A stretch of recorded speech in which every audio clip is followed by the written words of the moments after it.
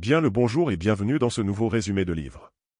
Aujourd'hui nous allons aborder le livre « 18 minutes pour être efficace » de Peter Bregman. Gagne du temps en écoutant le résumé des chapitres et apprends des exemples et des conseils liés à ce livre. Peter Bregman est un auteur, coach en leadership et consultant américain, spécialisé dans le développement du leadership, la productivité personnelle et la gestion des organisations. Il est surtout connu pour son livre 18 minutes, Find Your Focus, Master Distraction, and Get the Right Things Done, qui a rencontré un franc succès. Ce livre propose une méthode concrète pour améliorer la concentration, gérer son temps efficacement et accomplir les tâches vraiment importantes, en se basant sur des routines quotidiennes simples mais puissantes. Quelques éléments clés sur Peter Bregman. Formation et parcours, il est diplômé de Princeton et titulaire d'un MBA de Columbia Business School. Il a travaillé comme consultant pour des entreprises de toute taille, y compris des multinationales comme Goldman Sachs, GE Capital ou encore UNICEF. Fondateur de Bregman Partners, une société de conseil qui aide les dirigeants à mettre en œuvre leur stratégie et à développer leur capacité de leadership. Auteur reconnu, en plus de 18 minutes, il a écrit plusieurs autres ouvrages. Leading with Emotional Courage, sur le courage émotionnel nécessaire pour diriger efficacement. Four Second, un livre qui montre comment de petits moments de réflexion peuvent transformer nos interactions. Collaborateur régulier pour des publications comme Harvard Business Review, Forbes ou CNN. Podcasteur et conférencier, il anime aussi le podcast The Bregman Leadership Podcast. Son style est très accessible, axé sur des conseils pratiques, concrets, et souvent basé sur des anecdotes personnelles ou professionnelles. Il insiste beaucoup sur l'importance de l'alignement entre ce que l'on fait au quotidien et nos objectifs de vie ou de leadership. Introduction, l'efficacité sans la surenchère. Le monde contemporain célèbre la vitesse, la productivité à tout prix, les to-do lists interminables, les applications miracles de gestion du temps. Et pourtant, malgré les outils et les techniques censés nous rendre plus performants, nous finissons souvent nos journées avec le sentiment d'avoir été occupés, sans pour autant avoir été vraiment efficaces. La véritable réussite ne réside pas dans l'accumulation de tâches accomplies, mais dans la réalisation consciente de celles qui comptent vraiment. Dans 18 minutes pour être efficace, Peter Bregman renverse les idées reçues sur la gestion du temps.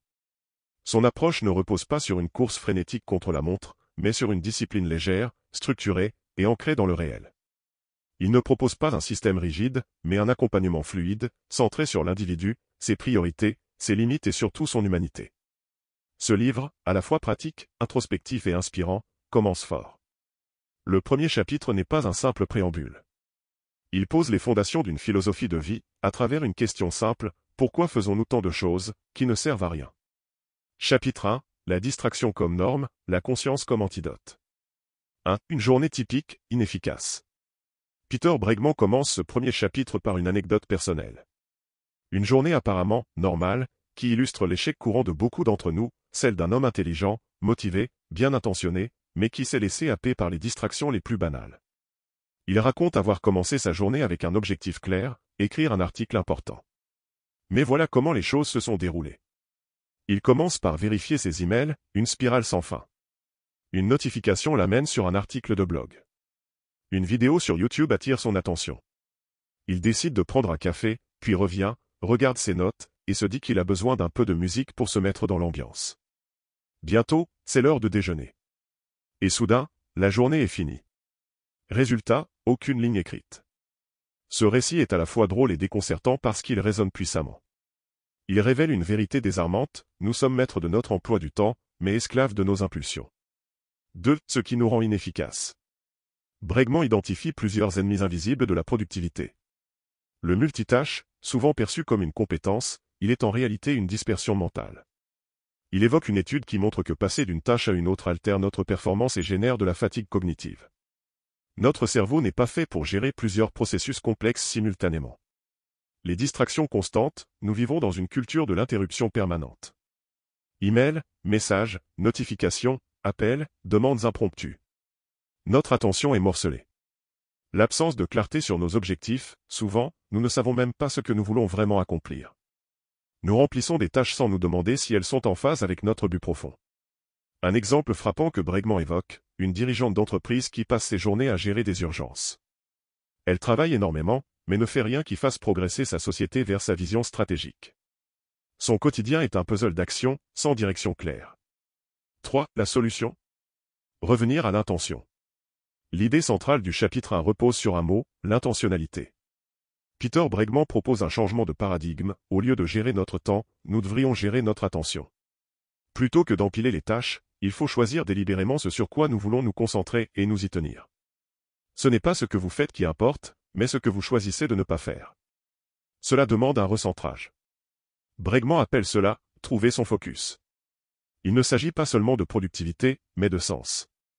Si l'on ne décide pas, en amont, ce qui est vraiment important, alors le reste du monde le fera à notre place. 3 niveaux de conscience à cultiver. Pour reprendre le contrôle, Peter Bregman identifie 3 niveaux de conscience essentiels. A. La conscience annuelle. Quel est mon grand objectif cette année? Quels sont les projets, les valeurs, les domaines de vie qui comptent vraiment pour moi? Cette vision annuelle donne une direction, un cap. B. La conscience quotidienne. Chaque matin, il faut prendre un moment, quelques minutes, pour se demander « Qu'est-ce que je veux accomplir aujourd'hui ?» Cette clarté du matin agit comme une boussole. C. La conscience de l'instant. C'est la vigilance minute par minute. Suis-je en train de faire ce que j'ai décidé de faire? Cette conscience est une forme de présence active qui permet de repérer rapidement les déraillements, les distractions, et de se recentrer. Un exemple, pendant une réunion, vous vous surprenez à consulter votre téléphone. Cette micro-conscience vous permet de remarquer cette dérive, de poser le téléphone et de revenir à l'échange. 5. Le cœur de la méthode, 18 minutes. Ce chapitre introduit pour la première fois le concept des 18 minutes par jour qui donne leur titre au livre. Ces 18 minutes sont réparties ainsi. 5 minutes le matin pour planifier la journée. Ce moment sert à choisir les tâches en lien avec vos objectifs, à établir vos priorités et à éliminer ce qui est superflu. 8 minutes, réparties en 8 fois 1 minute, pour des alarmes de recentrage. Chaque heure, un rappel vous demande « Suis-je en train de faire ce qui compte ?» 5 minutes en fin de journée pour une rétrospective. Que s'est-il passé? Ai-je été fidèle à mes intentions? Que ai-je appris? Que dois-je corriger? Ces moments ne sont pas des pertes de temps, mais des investissements dans le temps. Ils agissent comme des ancrages. 6. L'acceptation de l'imperfection. Un autre point clé de ce chapitre, et qui revient comme un leitmotiv dans l'ensemble du livre, c'est le droit à l'imperfection. Nous ne serons pas toujours efficaces. Nous allons échouer, nous disperser, procrastiner. Mais ce n'est pas grave. Ce qui compte, c'est de revenir, de se réajuster, de réessayer. Bregman insiste, la perfection n'est pas la solution. C'est la constance douce qui fait la différence. Il utilise une image simple mais parlante, la productivité est comme marcher sur une poutre. L'équilibre est instable, mais possible, si l'on accepte de corriger constamment son axe. Conclusion du chapitre, diriger sa vie au lieu de la subir. Ce premier chapitre pose la question fondatrice du livre, que voulons-nous vraiment accomplir? Et surtout, comment créer les conditions quotidiennes pour y parvenir, sans nous laisser dévorer par l'inertie du monde? Peter Bregman ne vend pas une méthode miracle. Il propose un retour à l'essentiel, une vie choisie plutôt qu'une vie subie. À travers une routine de 18 minutes par jour, il nous invite à redonner du sens à notre emploi du temps, à dire non à l'agitation vide, et à embrasser une forme d'efficacité humaine, lucide, imparfaite mais profondément alignée. Résumé du chapitre 2, s'arrêter pour choisir. 1. Le faux mythe de la productivité. Peter Bregman commence ce chapitre en déconstruisant un mythe fondamental, être productif ne suffit pas. Nous pouvons être très productifs et pourtant ne rien accomplir de significatif. Il illustre cette idée avec une phrase percutante. Ce n'est pas parce que vous êtes occupé que vous êtes utile. Cette distinction est capitale. Il est possible, et même courant, de remplir des journées entières sans avancer d'un pouce vers ses objectifs de vie. La raison? Nous nous laissons porter par l'élan du moment, sans jamais vraiment nous arrêter pour nous demander « Est-ce que ce que je fais a du sens ?» Il évoque alors une règle personnelle, ne pas commencer sa journée sans avoir décidé ce qui est important. Il ne s'agit pas de cocher des cases, mais de choisir les bonnes cases à cocher. C'est un acte de recentrage, une réaffirmation quotidienne de nos priorités. Cela semble simple, mais c'est radicalement transformateur. 2. Identifier ces 5 domaines prioritaires. Le cœur de cette phase, pause, est un exercice de clarté, choisir ces 5 domaines prioritaires. C'est le socle de la méthode. Bregman propose de prendre un moment pour répondre à la question. Si je ne devais réussir que dans 5 domaines cette année, lesquels seraient-ils? Ces domaines peuvent varier selon les personnes. Ils peuvent concerner le travail, la vie personnelle, la santé, la créativité, la spiritualité, les finances. L'important est de les choisir en conscience. Prenons l'exemple de Sarah, une cadre dynamique que Bregman a coachée. Ces 5 domaines étaient: développer son équipe de travail, Passer plus de temps qualitatif avec ses enfants. Renouer avec sa créativité artistique. Prendre soin de sa santé, alimentation et sport. Lancer un nouveau projet professionnel. Chaque jour, chaque action, chaque choix devait être évalué à l'aune de ces 5 priorités. Si une tâche ne contribuait à aucune de ces sphères, alors elle n'était pas importante.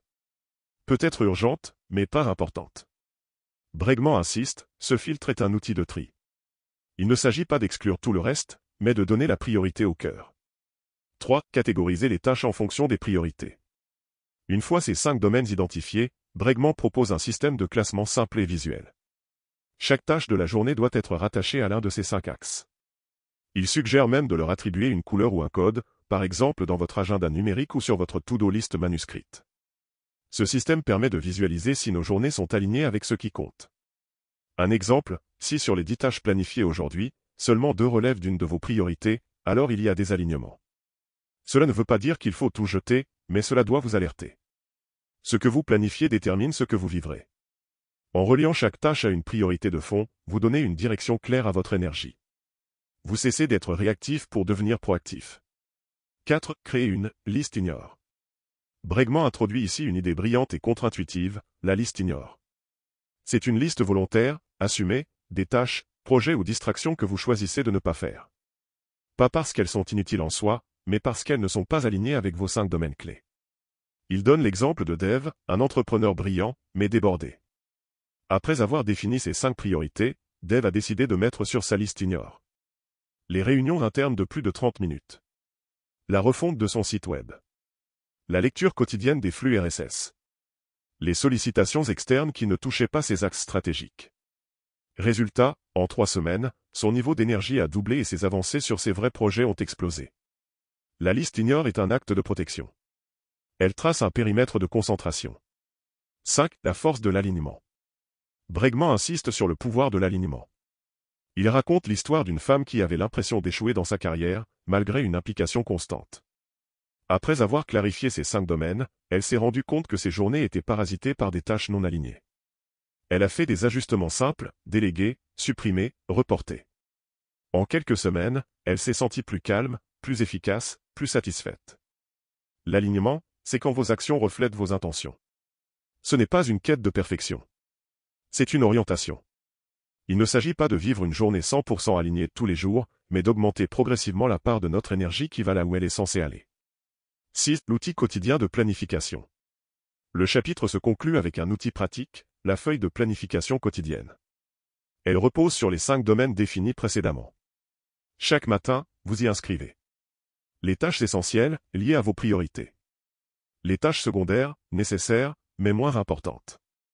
Les interruptions à anticiper, réunions, appels. Les plages de repos de récupération. Ce rituel de planification ne prend que 5 minutes, mais il agit comme un GPS pour la journée. Il ne s'agit pas de tout contrôler, mais d'orienter l'intention. Conclusion, choisir, c'est avancer. Ce chapitre est un plaidoyer pour la lucidité. Avant de vouloir optimiser notre efficacité, il faut savoir ce qui mérite d'être fait. Peter Bregman nous montre que l'efficacité commence par le choix. Un choix assumé, aligné, centré sur quelques grandes priorités. Il ne s'agit pas de se battre contre le temps, mais de l'honorer. Non pas en le remplissant à ras-bord, mais en le consacrant à ce qui compte. Chaque minute que vous passez doit refléter ce que vous êtes et ce que vous voulez devenir. Résumé détaillé du chapitre 3, définir ce qui compte vraiment. 1. L'illusion de la productivité, pourquoi nous nous trompons souvent. Bregman commence par une observation frappante, la plupart des gens confondent être occupés et être productifs. Nous remplissons nos journées de tâches, répondons à des emails, assistons à des réunions, et pourtant, le soir venu, nous avons souvent l'impression de n'avoir rien accompli d'important. Exemple concret.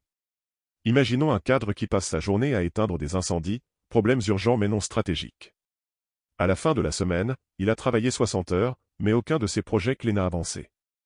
Il était occupé, mais pas efficace. Le piège. Les tâches urgentes créent une illusion de progression. Sans priorisation, nous laissons les autres dicter notre emploi du temps. 2. La méthode des 5 piliers pour clarifier ses priorités. Bregman propose un cadre structuré pour identifier ce qui compte vraiment, les 5 piliers. Ces piliers représentent les domaines clés de votre vie ou de votre travail sur lesquels vous devez concentrer votre énergie. Comment les définir? Listez les 5 domaines les plus importants pour vous, exemple, carrière, santé, famille, développement personnel, projet créatif. Évaluez chaque action en fonction de son alignement avec ses piliers. Éliminez ou déléguez tout ce qui ne s'y rapporte pas. Application pratique. Si l'un de vos piliers est santé, mais que vous ne faites jamais de sport parce que vous êtes trop occupé, alors votre emploi du temps n'est pas aligné avec vos priorités réelles. Astuce de Bregman. Posez-vous cette question chaque matin, est-ce que ce que je m'apprête à faire contribue à l'un de mes 5 piliers? Si la réponse est non, remettez en question la nécessité de cette tâche. 3. Le pouvoir du non stratégique. Un des points forts du chapitre est l'importance de dire non aux sollicitations qui nous éloignent de nos objectifs. Bregman souligne que chaque « oui » à une tâche secondaire est un « non » implicite à une priorité essentielle. Technique pour dire non avec tact. Je suis honoré que vous pensiez à moi pour ce projet, mais malheureusement, je dois me concentrer sur d'autres engagements prioritaires en ce moment. Je ne suis pas la meilleure personne pour cela, mais je peux vous recommander quelqu'un qui serait plus adapté. Cas d'étude. Un entrepreneur qui accepte toutes les demandes de ses clients finit par s'épuiser et négliger son produit principal. En apprenant à dire non aux projets marginaux, il regagne du temps pour se concentrer sur ce qui fait vraiment grandir son entreprise. 4. L'art de la focalisation, éviter la dispersion mentale. Bregman aborde un problème majeur de l'ère numérique, la tentation du multitâche. Contrairement à la croyance populaire, le cerveau humain n'est pas conçu pour gérer plusieurs tâches complexes simultanément. Preuve scientifique. Des études en neurosciences montrent que passer d'une tâche à une autre entraîne une perte de concentration pouvant durer jusqu'à 25 minutes à chaque fois. Solution proposée. Bloc de temps dédié, réservez des plages horaires spécifiques pour des tâches précises, exemple, entre 9h et 11h égale travail en profondeur, pas de mais. Désactivation des notifications, mettez votre téléphone en mode avion pendant les périodes de concentration. 5. Le rituel des 18 minutes, l'outil ultime pour rester aligné. Le cœur de la méthode de Bregman est le rituel quotidien de 18 minutes, divisé en 3 étapes. 5 minutes le matin, planifiez votre journée en identifiant les 1 à 3 tâches critiques qui feront la différence. 1 minute chaque heure, faites une pause pour vérifier si vous êtes toujours sur la bonne voie. 5 minutes le soir, faites un bilan, qu'avez-vous accompli? Quels ajustements sont nécessaires? Exemple d'application. Matin, aujourd'hui, je dois finaliser le rapport stratégique, pilier, carrière, et faire 30 minutes de sport, pilier, santé, point. Pause horaire, suis-je en train de perdre du temps sur les réseaux sociaux au lieu d'avancer sur le rapport?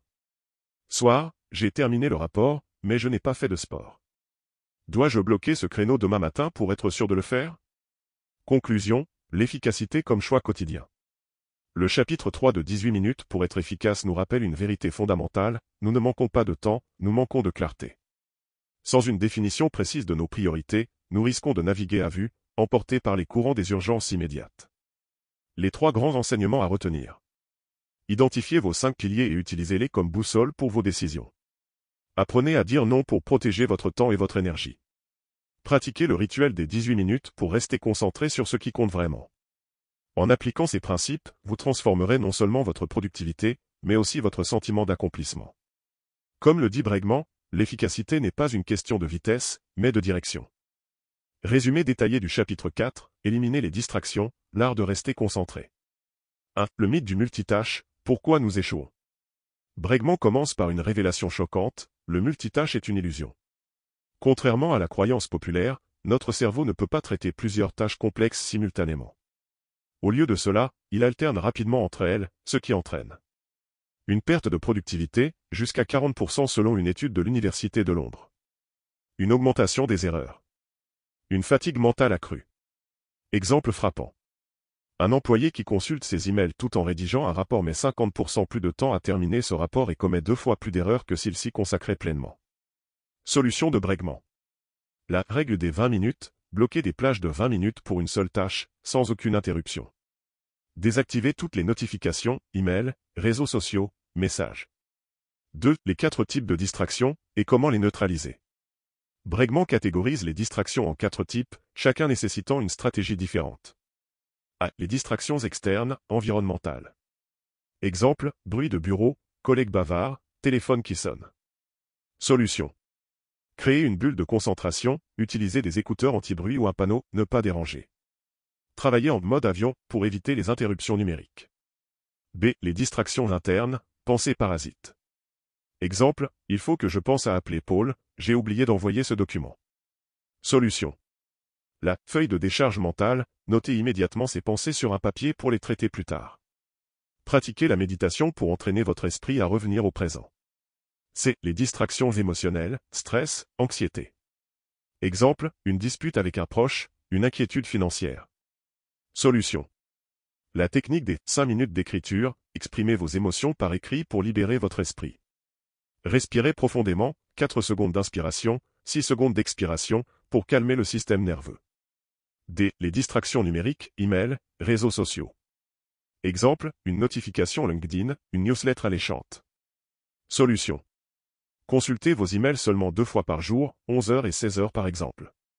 Utilisez des bloqueurs de sites, Freedom, Cold Turkey, pendant les heures de travail. 3. La méthode du focus ultime, concentration sans faille. Bregman introduit une technique puissante pour atteindre un état de flux, flow, où l'on est totalement absorbé par une tâche. Étape clé. Choisissez une tâche importante, pas urgente. Éliminez toute distraction possible, fermez les onglets inutiles, mettez votre téléphone en silencieux. Travaillez par intervalle de 45 à 90 minutes, suivi d'une pause de 10 à 15 minutes. Preuve scientifique. Une étude de l'Université de Californie a montré qu'après une interruption, il faut en moyenne 23 minutes pour retrouver une concentration profonde. Astuce bonus. Travaillez en temps inversé, programmez une minuterie pour vous rappeler de vous arrêter, exemple, dans 60 minutes, je fais une pause, plutôt que de regarder l'heure en attendant la fin. 4. Le piège des petites tâches rapides et comment l'éviter. Beaucoup pensent qu'accomplir de petites tâches, répondre à un email, ranger son bureau, est productif. En réalité, cela fragmente votre concentration.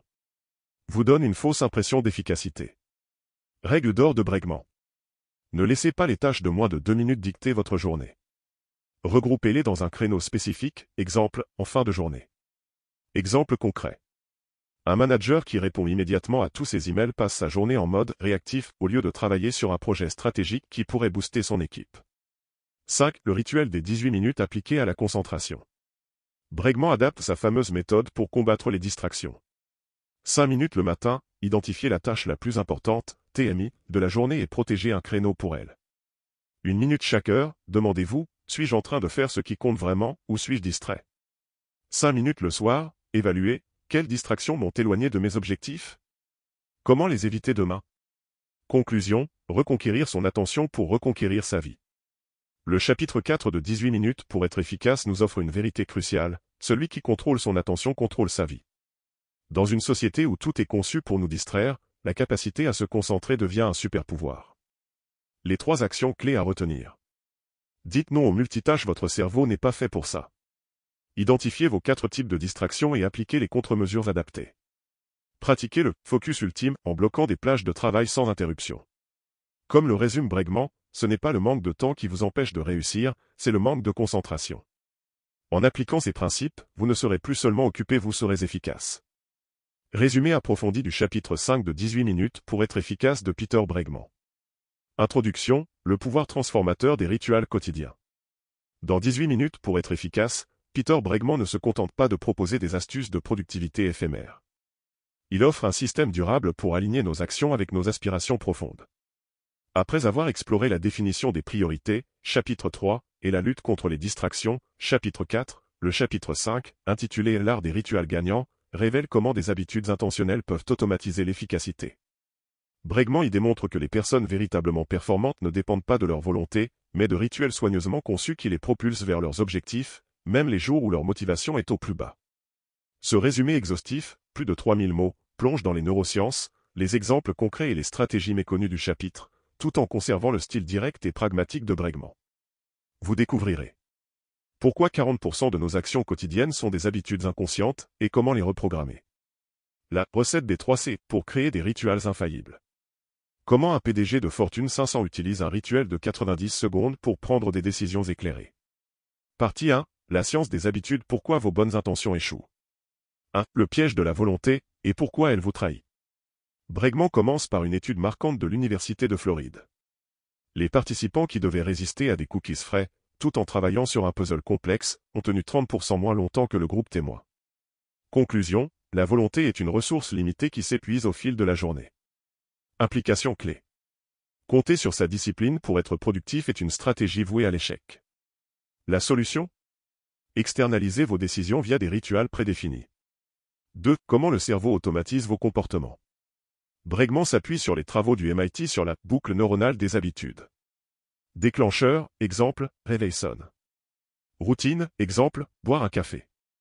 Récompense, exemple, sensation d'éveil. Cas pratique. Un commercial qui vérifie compulsivement ses emails dès qu'il s'ennuie, déclencheur, ennui routine, ouvrir Gmail récompense, dopamine de la nouveauté. Solution proposée. Remplacer la routine, pas le déclencheur. Exemple, lorsque l'ennui survient, déclencheur, notez une idée créative, nouvelle routine, pour obtenir la même stimulation, récompense. Partie 2, la méthode des 3 C concevoir des rituels sur mesure. Bregman introduit son cadre structurant pour créer des habitudes efficaces. 1. Clarté, la précision crée l'action.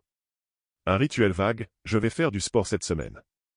Un rituel clair, tous les lundis, mercredis, vendredis à 7 heures, je cours 30 minutes sur le tapis avec ma playlist Energy Boost. Astuce neuroscientifique. Le cerveau traite les instructions spécifiques comme des commandes exécutables, pas comme des vœux pieux. 2. Cohérence, la répétition prime sur l'intensité. Exemple inspirant, l'écrivain Haruki Murakami se lève à 4h30 tous les jours pour écrire 10 pages, sans exception. Règle des 21/90e. 21 jours pour installer un rituel. 90 jours pour le transformer en habitude permanente. 3. Connexion émotionnelle, l'ancrage du plaisir. Un rituel associé à une émotion positive a 3 fois plus de chances de durer, étude USC. Technique d'ancrage, après chaque séance de travail profond, savourer un thé premium, récompense sensorielle qui conditionne le cerveau. Partie 3, 5 rituels puissants tirés du chapitre. 1. Le rituel du premier quart d'heure, pour démarrer fort. Étape. À votre arrivée au bureau, ne consultez pas vos emails. Pendant 15 minutes, travaillez sur la tâche la plus importante de votre liste. Avantage, vous exploitez votre pic de concentration matinale, niveau de cortisol optimal. 2. Le rituel des 90 secondes pour les décisions difficiles. Processus. Notez l'option A et l'option B sur un papier. Fermez les yeux 90 secondes en imaginant les conséquences à 6 mois de chaque choix. Votre ressenti physique, serrement de ventre? Soulagement, révélera la meilleure option. Cas réel, un saillot évita un rachat risqué grâce à ce rituel, sentant une oppression thoracique en l'envisageant. 3. Le rituel du sunset review, bilan du soir. Question structurante. Que ai-je accompli qui m'a rapproché de mes 5 piliers? Quelle distraction m'a coûté le plus cher aujourd'hui? Quel petit progrès puis-je faire demain? Support, un journal dédié, exemple, le modèle 5 Minute Journal. 4. Le rituel du dimanche soir, préparation mentale. Action clé. Planifiez vos 3 victoires prioritaires pour la semaine. Préparez vos tenues professionnelles et repas sains, pour réduire les décisions matinales. Visualisez votre vendredi soir idéal, quel sentiment voulez-vous éprouver? 5. Le rituel de la micro-pause pour recharger l'attention. Méthode, toutes les 50 minutes, faites une pause de 2 minutes. Étirez-vous en regardant au loin, repose les yeux. Buvez une gorgée d'eau, hydratation booste la cognition. Respirez profondément 3 fois, réduit le cortisol. Partie 4, évitez les 3 pièges des rituels ratés. 1. La complexité tue l'adoption. Erreur, vouloir méditer 1 heure par jour dès le début. Solution, commencez par 2 minutes, puis augmentez progressivement. 2. L'excès de rigidité crée du stress. Exemple, un manager s'épuise à tenir son rituel de gym à 6 heures malgré des nuits de 4 heures. Alternative, une règle flexible, 30 minutes d'exercice quotidien, à l'heure où mon énergie est optimale. 3. L'absence de suivi rend les progrès invisibles. Outils recommandés, un tableau de suivi mensuel avec des cases à cocher, la satisfaction visuelle renforce la persévérance. Conclusion, faire de l'efficacité une seconde nature. Le chapitre 5 de 18 minutes pour être efficace livre un message puissant, vous ne montez pas au niveau de vos objectifs, vous descendez au niveau de vos systèmes. À emporter. Remplacez la volonté par des rituels, ils agissent comme un pilote automatique vers le succès. Appliquez les 3 C: clarté, cohérence, connexion émotionnelle. Commencez par un seul rituel, l'accumulation progressive bat les résolutions ambitieuses. Comme l'écrit Bregman, une journée est faite de moments. Des rituels bien choisis transforment ces moments en une vie bien vécue. Résumé approfondi du chapitre 6 de 18 minutes pour être efficace de Peter Bregman. Titre suggéré, l'art stratégique de la procrastination productive.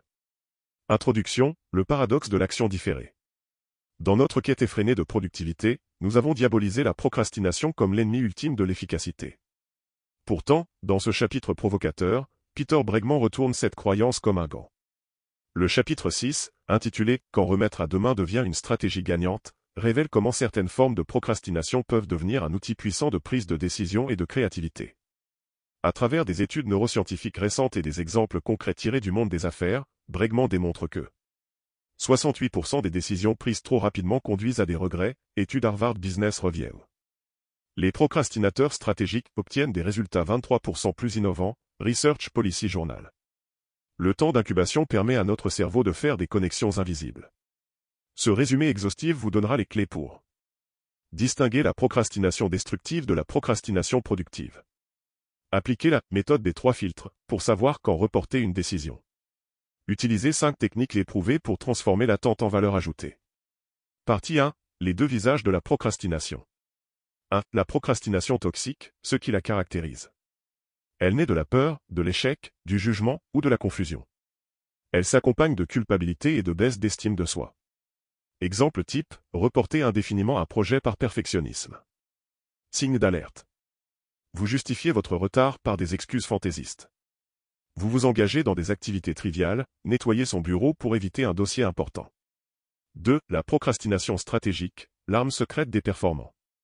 Bregman cite l'exemple de Warren Buffett qui met parfois 18 mois à prendre une décision d'investissement.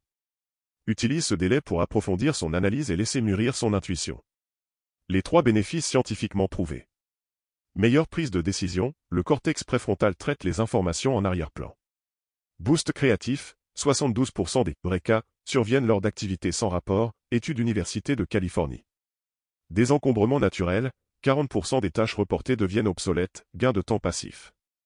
Partie 2, la méthode des 3 filtres de Bregman. Filtre 1, l'échelle temporelle. Question clé, cette décision sera-t-elle plus éclairée dans 48 tâches à 1 semaine à 1 mois? Technique, le calendrier d'incubation, notez la date idéale de reprise. Cas pratique. Un directeur marketing reporte le choix d'une campagne publicitaire de 2 semaines. Entre-temps, un concurrent lance une opération qui lui évite une erreur coûteuse. Filtre 2, le coût de l'immédiateté. Calcul, risque de reporter, vs, bénéfice potentiel d'attendre. Outil, matrice à 4 cadrans, urgent, important, X délai possible. Exemple. Accepter immédiatement une invitation à parler, prestige immédiat, vs attendre 3 jours et proposer un sujet mieux adapté, impact durable. Filtre 3, l'épreuve du dormir dessus. Protocole. Notez votre première intuition le soir. Dormez 7-8 tâches. Comparez avec votre ressenti au réveil. Preuve scientifique. L'étude de l'Université de Lübeck montre que les décisions, mûries par le sommeil, sont 35% plus alignées avec nos valeurs profondes. Partie 3, 5 techniques pour procrastiner productivement.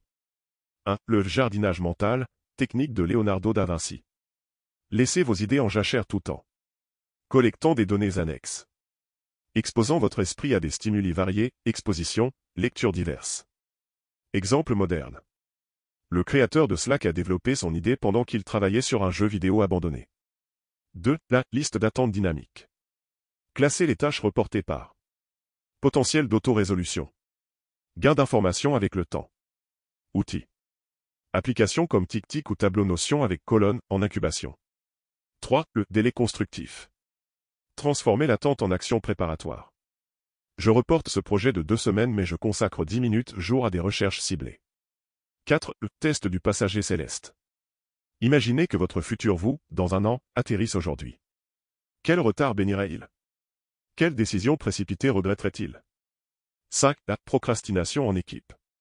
Créer des groupes de report stratégiques où chaque membre partage une décision différée. Le groupe apporte des perspectives nouvelles pendant le délai. Partie 4. Quand la procrastination devient dangereuse, les signaux d'alerte. Bregman identifie 3 situations où reporter est contre-productif. Les opportunités à fenêtre étroite. Exemple, un investissement limité dans le temps. Les actions de prévention. Exemple, reporter un check-up médical. Les tâches récurrentes simples. Exemple, payer ses factures en retard, frais inutiles. Solution, la règle des 2 minutes de David Allen, si c'est faisable en 120 secondes, faites-le maintenant. Conclusion, de l'art de tirer profit du temps qui passe. Le chapitre 6 de 18 minutes pour être efficace bouleverse notre rapport au temps et à l'action. Comme le dit Bregman, la sagesse ne consiste pas toujours à agir vite, mais à savoir quand la vitesse sert vos objectifs. À retenir. Toute procrastination n'est pas coupable, apprenez à distinguer la paresse de la maturation stratégique. Appliquez les 3 filtres avant de prendre une décision importante. Utilisez les périodes d'incubation pour nourrir votre créativité latente. Dernière pépite. Un exercice proposé par Bregman, tenez un journal des reports fructueux où vous documentez 3 fois où attendre vous a évité une erreur ou apporter un avantage inattendu.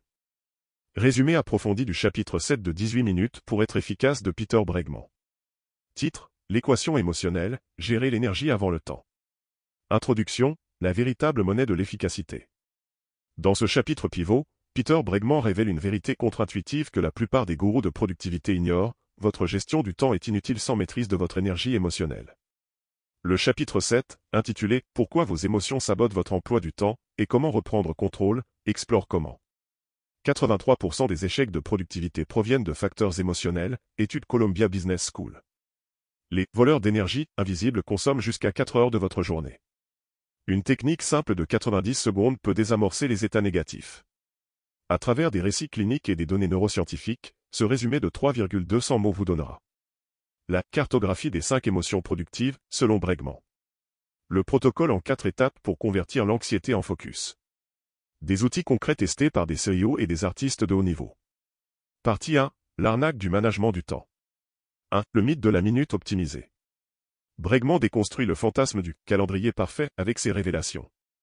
Les personnes qui planifient chaque minute sont 37% plus stressées, Journal of Behavioral Medicine. Après 50 tâches de travail hebdomadaire, la productivité chute de 25%, Stanford University. Exemple frappant. Un avocat new-yorkais qui microgérait son agenda a fait un burn-out en 8 mois, alors que son collègue, désorganisé, maintenait des performances constantes grâce à une meilleure régulation émotionnelle. 2. Les 3 voleurs d'énergie invisibles. A. Le bavardage mental. Dialogue intérieur négatif, je n'y arriverai jamais, consomme 28% de votre énergie cognitive, étude UC Berkeley. B. Les microtensions corporelles. Une mâchoire serrée ou des épaules contractées réduisent la concentration de 15%, Journal of Occupational Health. C. Les émotions zombies. Des ressentis non résolus qui ressurgissent au mauvais moment, exemple, colère refoulée pendant une réunion importante. Partie 2. La méthode ESPER, émotions comme source de performance exceptionnelle. Étape 1. Écoutez le signal corporel. Technique du Body Scan Express. Fermez les yeux 30 secondes. Identifiez la zone de tension dominante. Associez-la à une émotion, tableau des correspondances fournies. Étape 2. Stoppez l'emballement. Méthode 90-90-90. Respirez profondément 90 secondes. Comptez à rebours de 90 à 0. Visualisez les 90 prochains jours pour relativiser. Étape 3. Positiver l'énergie. Alchimie émotionnelle. Transformez l'anxiété en excitation, même schéma physiologique. Convertissez la colère en détermination. Étape 4. Engagez l'action ciblée. Question magique. Quelle est la plus petite action qui m'éloignerait de cette émotion et me rapprocherait de mon objectif? Étape 5. Réinitialiser.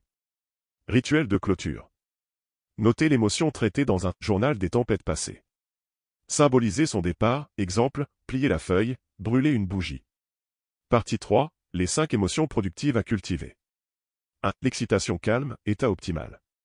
Caractéristiques, poids 60 à 70 BPM, respiration diaphragmatique.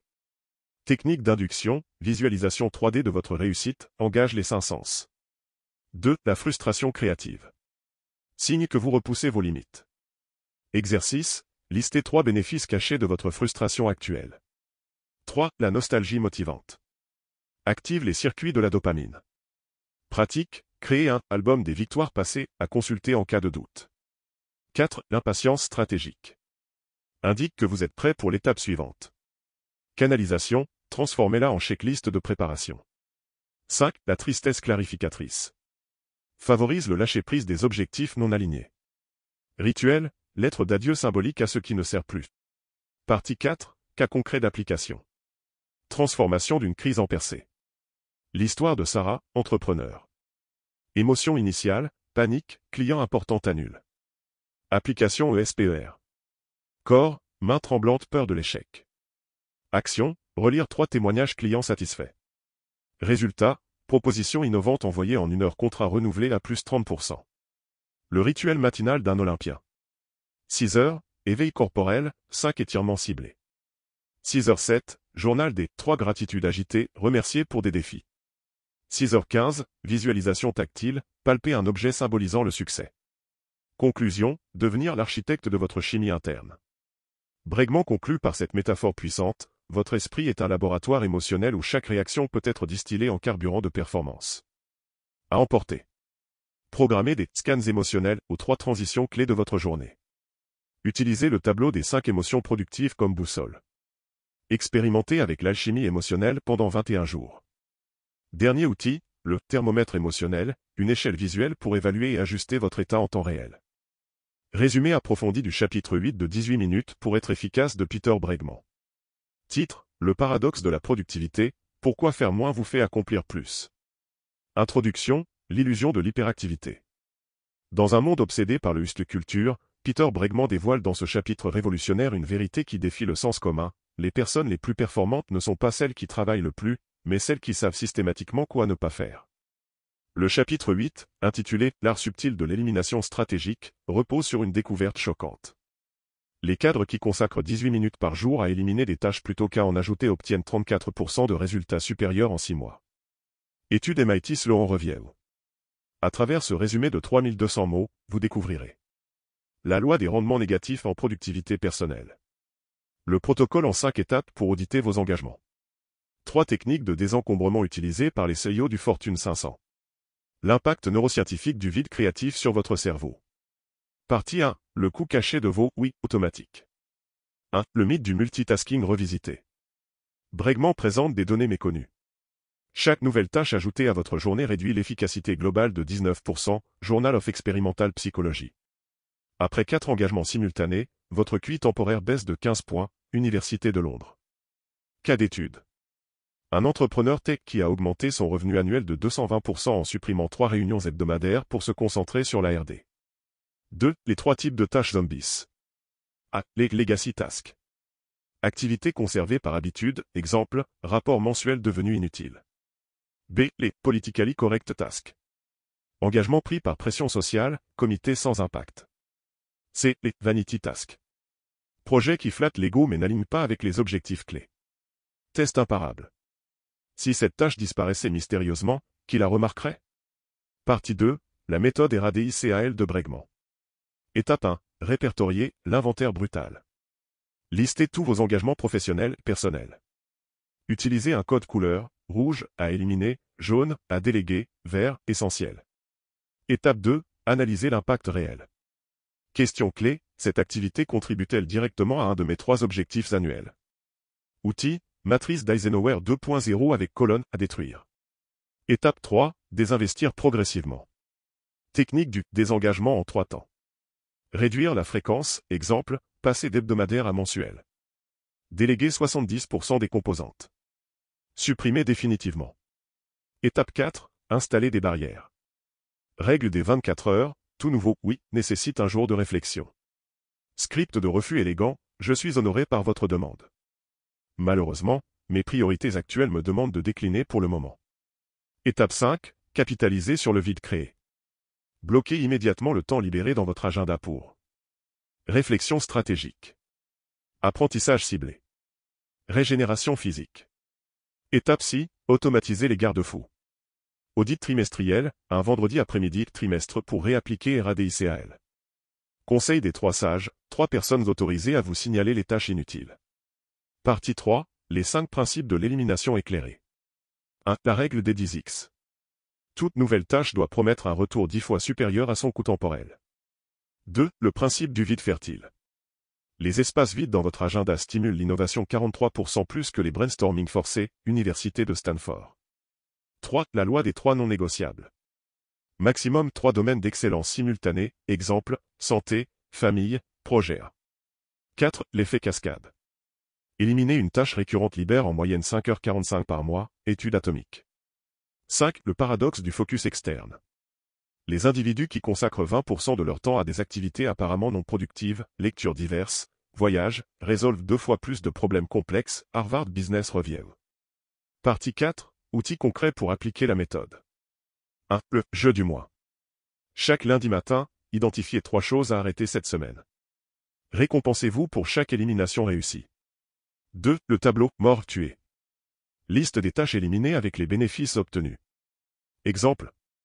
Arrêt des réunions internes le vendredi plus 12h mois pour la stratégie de nouveaux clients acquis.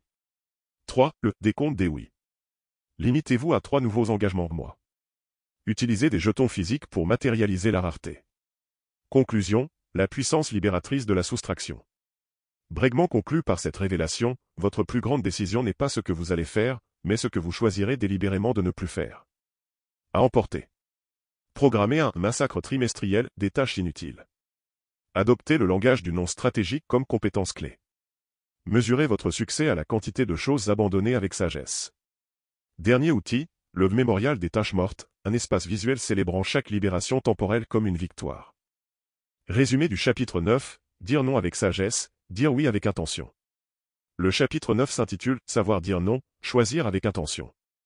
Il s'agit d'un guide pratique et psychologique pour apprendre à se positionner clairement dans ses choix, en disant non aux sollicitations qui ne servent pas nos priorités profondes.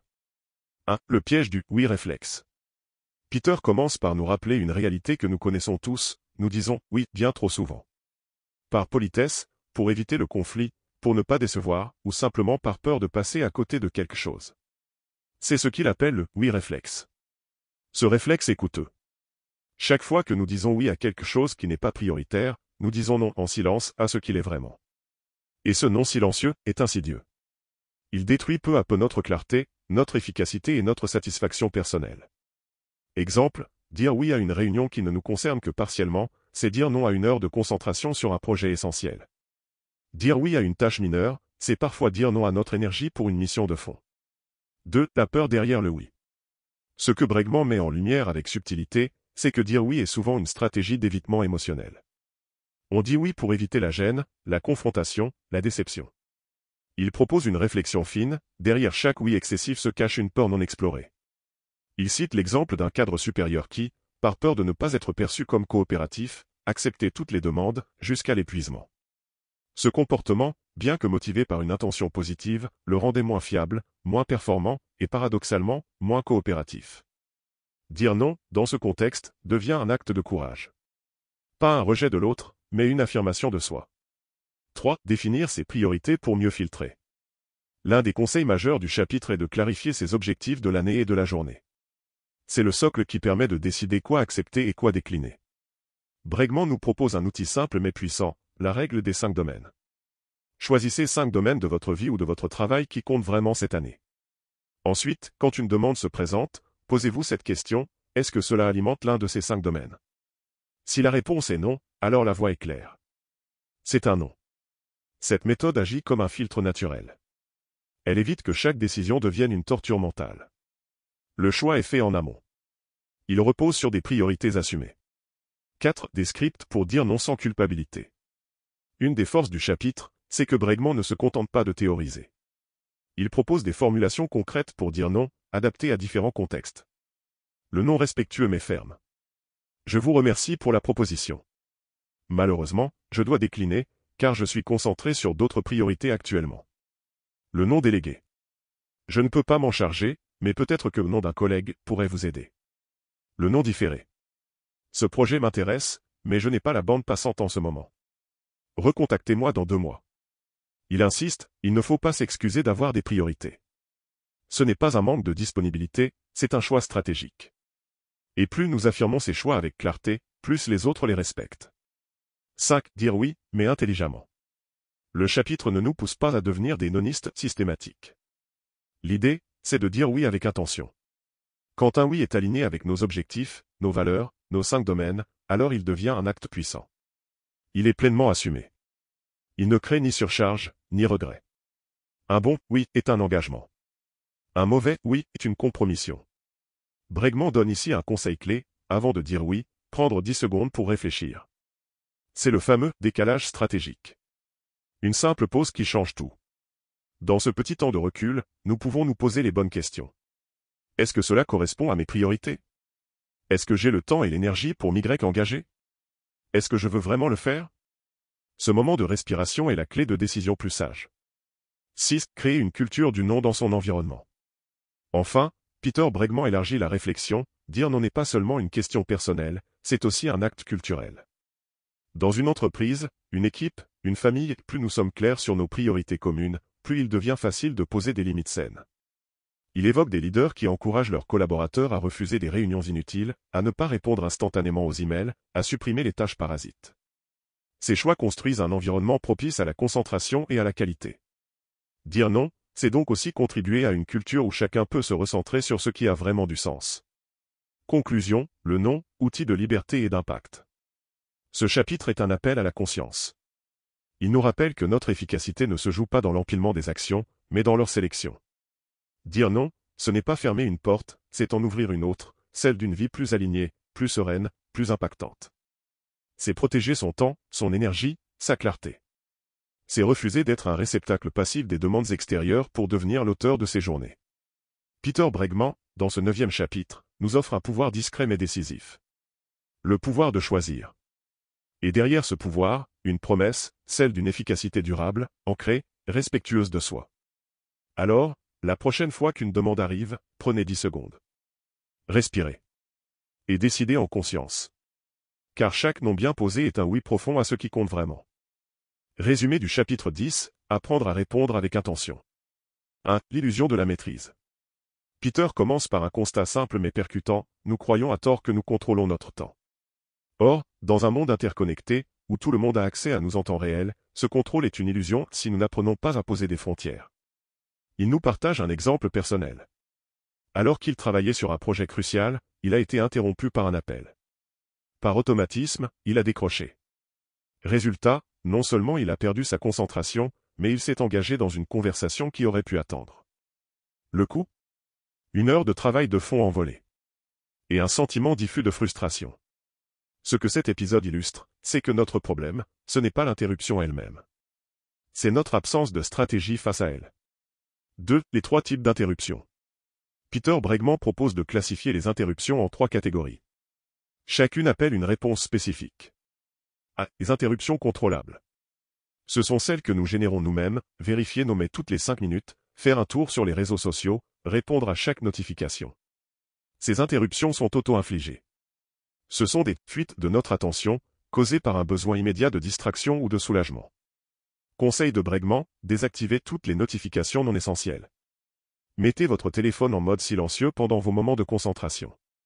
Et surtout, planifiez des moments pour consulter vos messages, au lieu de le faire en continu. B. Les interruptions externes prévisibles. Ce sont celles qui viennent des autres, appels, visites impromptues, demandes diverses. Elles sont récurrentes. Et souvent, elles surviennent car nous n'avons pas communiqué nos règles de fonctionnement. Exemple, si vos collègues savent que vous êtes toujours disponible, ils vous solliciteront sans filtre. Mais si vous leur expliquez que vous avez des plages horaires où vous êtes concentré et d'autres où vous êtes ouvert aux échanges, vous réduisez drastiquement les interruptions inutiles. Conseil, créez un code de disponibilité. Cela peut être un signal visuel, casque sur la tête, porte fermée, ou un simple calendrier partagé. Bregman nous rappelle que les gens respectent nos limites, à condition qu'on les exprime clairement. C. Les interruptions opportunes. Celles-ci sont rares, mais précieuses. Ce sont les interruptions qui apportent une vraie valeur. Un collègue qui a une idée brillante, une urgence stratégique, une demande légitime. Il ne faut surtout pas les ignorer. L'enjeu ici est de développer la capacité à distinguer l'essentiel de l'accessoire. Pour cela, Bregman recommande de prendre quelques secondes avant de répondre à toute interruption, même minime. Il appelle cela le micro-ralentissement. Une pause. Un souffle. Un instant pour se demander. Est-ce que cela vaut mon attention maintenant? Est-ce plus important que ce que je suis en train de faire?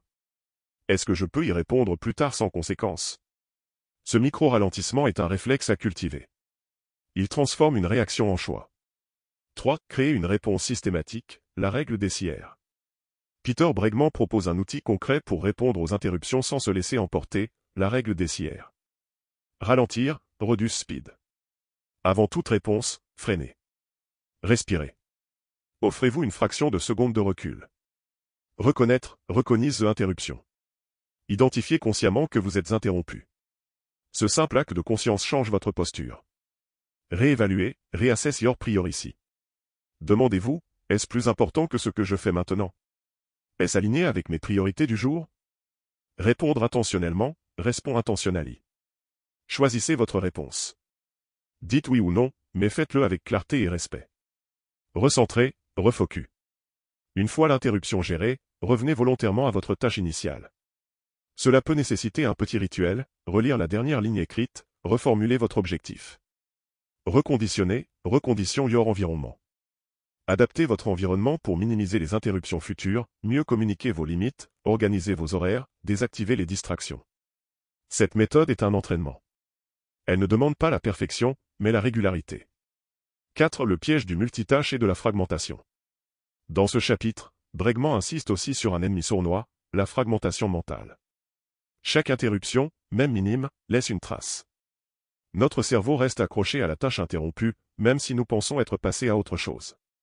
Résultat, une fatigue cognitive, une perte de clarté et une baisse de performance.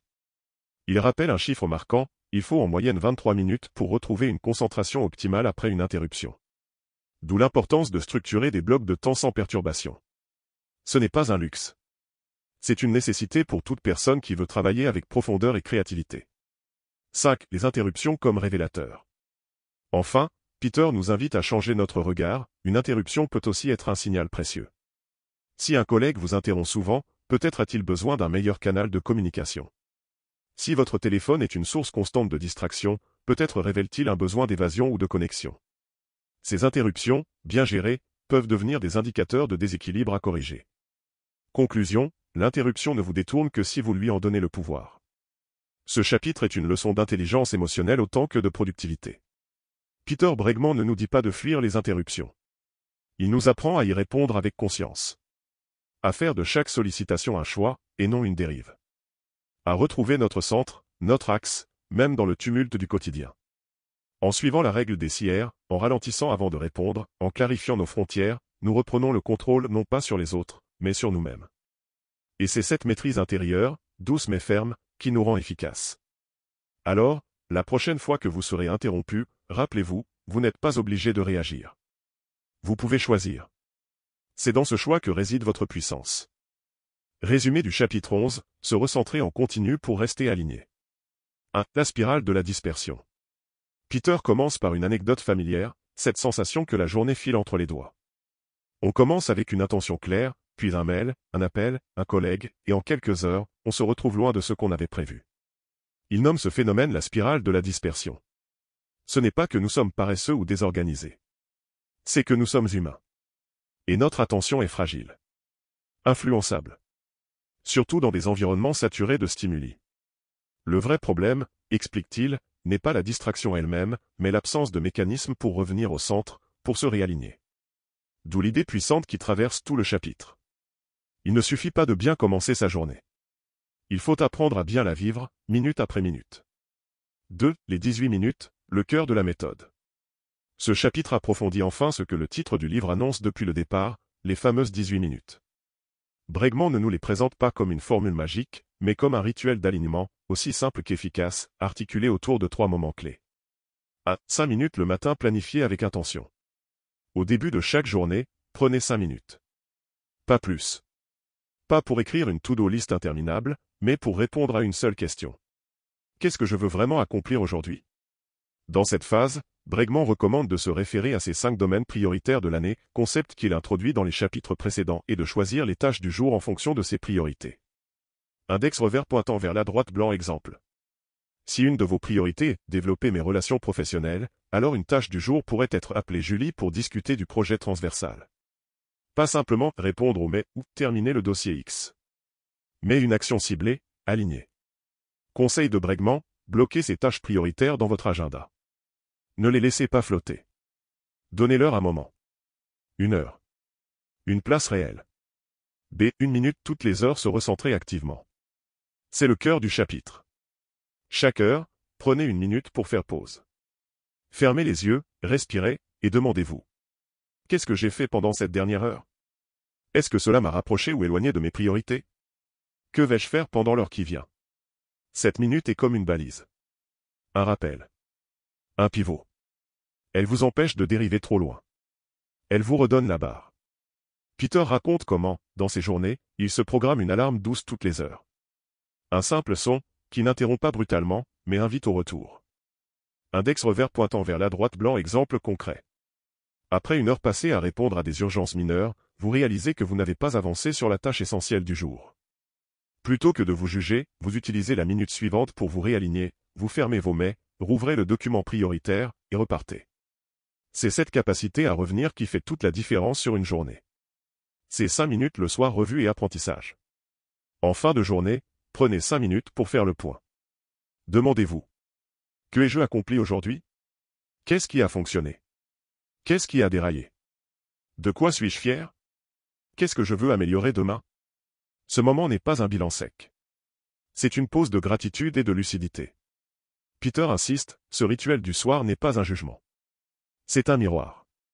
Il vous aide à voir les écarts, et à mieux les corriger demain. 3. Le pouvoir des micro-rituels.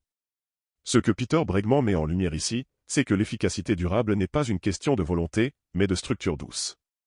Les 18 minutes de sa méthode ne sont pas des ajouts. Ce sont des ancrages. Des rituels simples mais puissants qui permettent à votre cerveau de ne pas se perdre dans l'agitation ambiante. Index revers pointant vers la droite blanc. Il compare cela à un marin sur un bateau. Ce n'est pas la force du vent qui détermine votre cap, c'est la façon dont vous ajustez vos voiles. Les 18 minutes sont ces ajustements réguliers. 4. Être bienveillant avec ses écarts. Un autre message fondamental de ce chapitre, c'est l'acceptation de l'imperfection. Vous ne respecterez pas les 18 minutes chaque jour. Parfois vous oublierez. Parfois vous vous laisserez emporter. Et c'est OK. Peter insiste. Ce qui compte, ce n'est pas de faire un sans faute.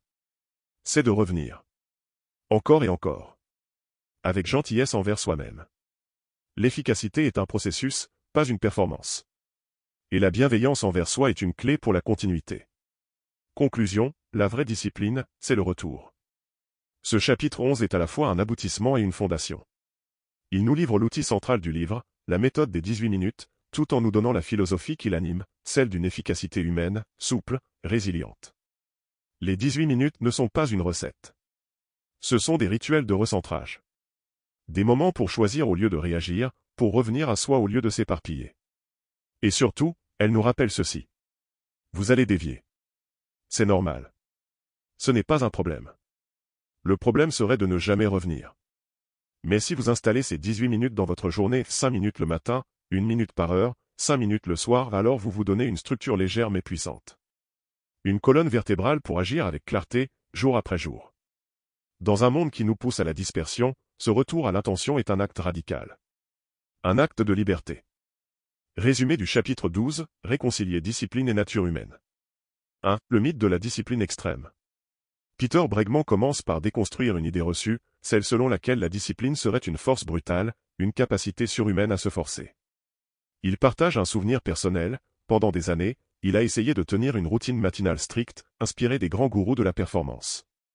Réveil à 5h30, sport, lecture, écriture, méditation, mais la plupart du temps, il échouait à suivre ce programme.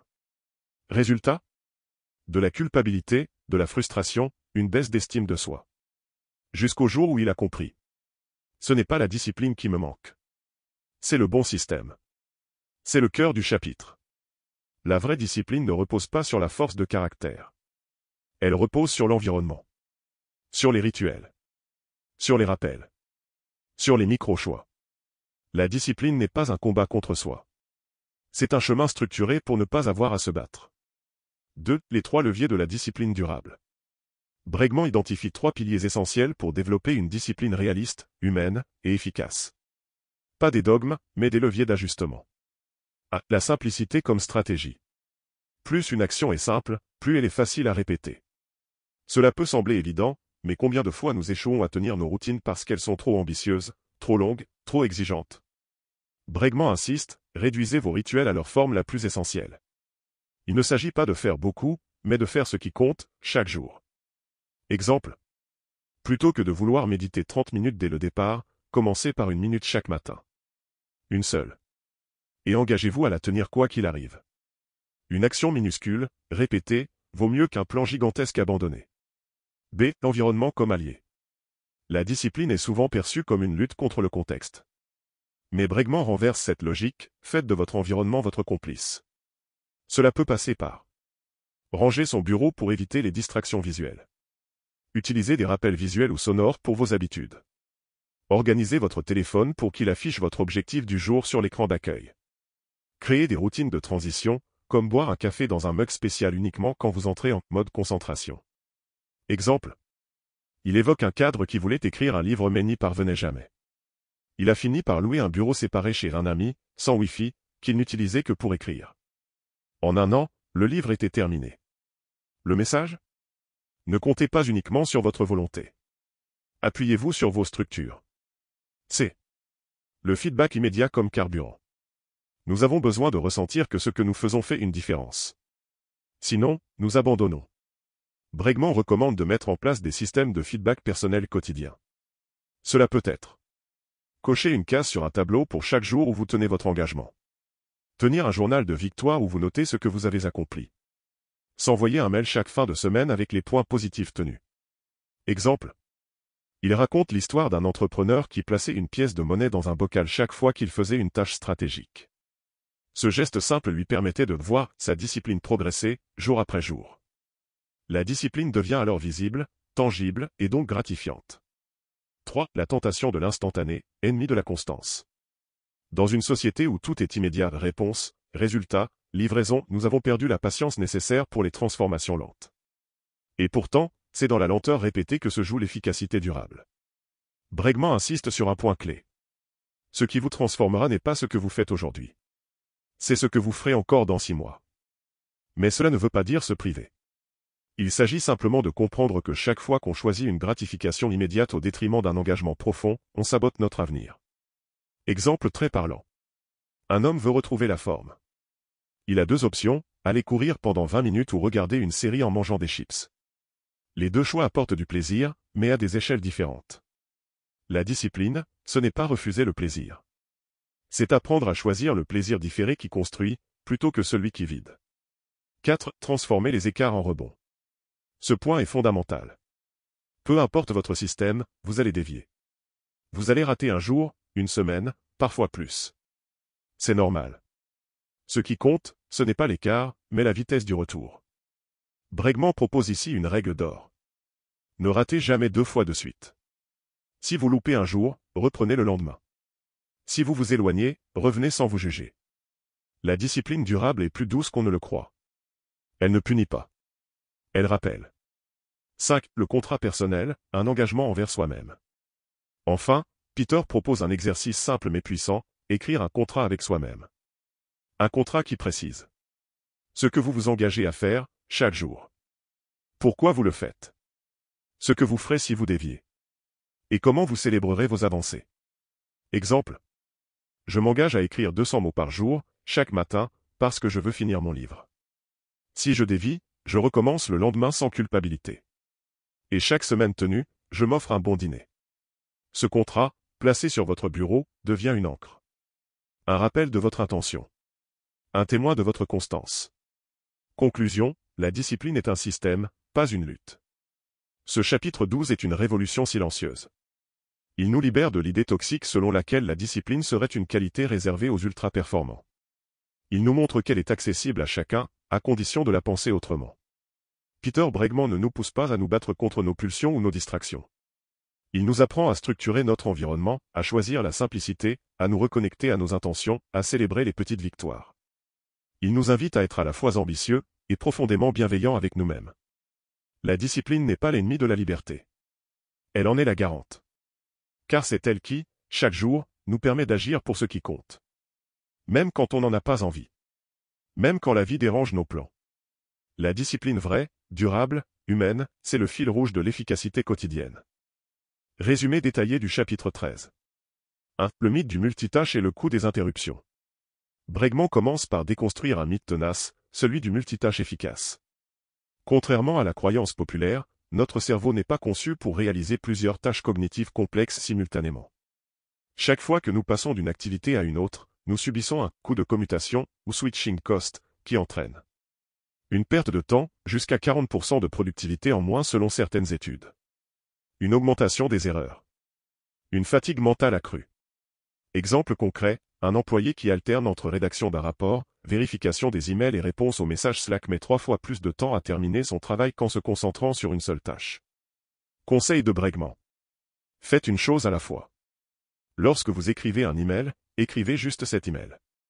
Lorsque vous êtes en réunion, soyez pleinement présent. Votre efficacité augmentera et votre stress diminuera. 2. La discipline de l'attention, comment résister aux distractions. Notre environnement moderne est conçu pour nous distraire, notifications, réseaux sociaux, collègues bavards. Bregman propose 4 stratégies pour cultiver une concentration profonde. A. Bloquer les interruptions externes. Désactiver les notifications, email, téléphone. Utilisez des outils de concentration comme Freedom ou Cold Turkey pour bloquer les sites distractifs. Communiquer ses plages de travail à son équipe, ne me dérangez pas entre 10h et 12h. B. Gérer les interruptions internes, pensées parasites. Notre esprit vagabonde naturellement. Plutôt que de lutter contre, Bregman suggère. Notez rapidement les idées intrusives sur un carnet pour y revenir plus tard. Pratiquez 2 minutes de respiration consciente pour recentrer son attention. C. Structurer son temps en sprint de concentration. La méthode Pomodoro, 25 minutes de travail plus 5 minutes de pause, est efficace, mais Bregman recommande d'adapter la durée en fonction de sa capacité de concentration. 90 minutes pour les tâches complexes, écriture, analyse. 30 minutes pour les tâches répétitives, tri de mai. D. Renforcer son muscle de l'attention. Comme un muscle, la concentration se travaille. Bregman propose. Lire sans distraction, pas de téléphone à côté. Pratiquer l'écoute active, ne pas préparer sa réponse pendant que l'autre parle. 3. Le pouvoir des rituels pour ancrer l'attention. Bregman insiste sur l'importance des rituels pour conditionner le cerveau à entrer en mode concentration. Par exemple, allumer une bougie avant une session d'écriture, comme Victor Hugo. Boire un thé spécifique avant de plonger dans un travail important. Étude citée, les musiciens professionnels utilisent des rituels pré-répétition pour atteindre plus vite un état de flow. 4. L'attention comme outil de leadership. Un leader qui écoute vraiment, sans consulter son téléphone, inspire confiance et respect. Bregman raconte l'histoire d'un PDG qui a interdit les ordinateurs en réunion, réduisant ainsi leur durée de moitié tout en améliorant la qualité des décisions. Citation clé. Votre attention est votre atout le plus précieux. Là où vous la placez détermine ce que vous accomplirez et ce que vous deviendrez. Conclusion. Le chapitre 13 de 18 minutes pour être efficace est un guide essentiel pour quiconque souhaite reprendre le contrôle de son attention dans un monde hyper-connecté. Peter Bregman y démontre que la productivité réelle ne réside pas dans le fait de faire plus de choses, mais dans la capacité à se concentrer profondément sur ce qui compte. En appliquant ces principes, éliminer le multitâche, structurer son temps, créer des rituels, nous pouvons transformer notre rapport au travail et à la vie. Comme le dit Bregman. L'attention est comme un rayon laser. Concentrée, elle perce l'acier. Diffuse, elle ne réchauffe même pas l'air. Pour aller plus loin, intégrez ces stratégies progressivement, commencez par désactiver les notifications 1 heure par jour, puis expérimentez avec les sprints de concentration. En quelques semaines, vous constaterez une nette amélioration de votre efficacité et de votre sérénité. Conclusion ultime de 18 minutes pour être efficace: maîtriser son temps, son énergie et sa vie. Peter Bregman, dans 18 minutes pour être efficace, ne propose pas simplement une méthode de productivité. Il offre une philosophie d'organisation personnelle qui transforme notre rapport au temps, à l'attention et, finalement, à notre propre existence. À travers une structure minutieuse et des stratégies éprouvées, ce livre nous enseigne que l'efficacité ne réside pas dans la course effrénée contre la montre, mais dans l'art de choisir où investir son énergie. Synthèse des points clés du livre. 1. La puissance des 18 minutes quotidiens. Le titre du livre n'est pas anodin. Bregman démontre qu'en consacrant seulement 18 minutes par jour à planifier, recentrer et évaluer nos actions, nous pouvons éviter la dérive, passer des journées occupées sans résultat concret. Rester alignés avec nos objectifs profonds. Détecter les distractions avant qu'elles ne nous engloutissent. Rituel proposé. 5 minutes le matin pour définir ses priorités. 1 minute chaque heure pour vérifier si l'on est sur la bonne voie. 5 minutes le soir pour faire le bilan et ajuster. 2. L'élimination stratégique, faire moins pour accomplir plus. Contrairement aux méthodes traditionnelles qui glorifient la surcharge, Bregman plaide pour un désencombrement radical. Supprimer les tâches inutiles, le non essentiel, selon Greg McKeown. Déléguer ou automatiser le superflu. Dire non sans culpabilité pour protéger son attention. Exemple marquant, un cadre qui a divisé par 2 son temps de travail en identifiant que 30% de ses tâches n'apportaient aucune valeur. 3. La concentration profonde, l'arme secrète contre la dispersion. Comme approfondi dans le chapitre 13, notre attention est notre ressource la plus précieuse. Les principes clés incluent. Le mythe du multitâche, une illusion coûteuse. Les sprints de productivité, travail ininterrompu suivi de pause. Les rituels d'entrée en concentration, conditionner son cerveau à se focaliser. 4. L'alignement avec ses valeurs, le filtre ultime. Bregman insiste, être efficace ne sert à rien si l'on agit contre soi-même. Sa méthode impose de clarifier ses valeurs, quoi sacrifier, quoi défendre. Utiliser ses valeurs comme boussole pour chaque décision. Revoir régulièrement ses engagements pour éviter la dissonance. Question clé, est-ce que cette activité me rapproche de la personne que je veux être? Transformer sa vie, pas seulement son emploi du temps. L'héritage ultime de ce livre va bien au-delà des astuces d'organisation. En appliquant ces principes, on observe des changements profonds. Réduction du stress, moins de surcharge cognitive. Meilleure estime de soi, on agit en cohérence avec ses priorités. Relation plus riche, on est pleinement présent pour les autres. Citation finale. Le temps n'est pas une ressource à gérer, mais une vie à vivre. Ceux qui maîtrisent leurs 18 minutes quotidiens ne contrôlent pas leur agenda, ils sculptent leur destin. Appel à l'action. Bregman ne demande pas une révolution immédiate, mais des petits pas persistants. Commencez demain par les 18 minutes de rituel. Supprimez une distraction majeure, désactivez un réseau social, fixez des heures silencieuses. Revisitez vos priorités chaque vendredi, est-ce que cette semaine a reflété vos valeurs? Avec le temps, ces pratiques deviennent une seconde nature et le sentiment de maîtrise, de clarté et d'accomplissement qu'elles procuraient, littéralement, la définition même d'une vie bien vécue. Si tu souhaites te procurer le livre, le lien est dans la description. Merci d'avoir suivi ce résumé et abonne-toi pour ne rien manquer.